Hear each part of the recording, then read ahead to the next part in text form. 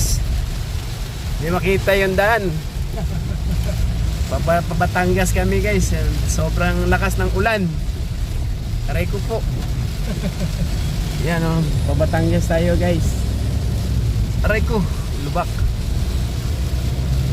So today is Tuesday ba yan? August ano ngayon? 29 na ba ngayon? 27 pa. 28. Oo, ayan. So, maulan na umaga, tanghali. Ayan, masyadong malakas yung ulan dito. Mga kaludi. Papasok tayo ng maguros yung ulan. Hindi makita yung kotse. You know, daan. Ito, putik. Ano ba yan?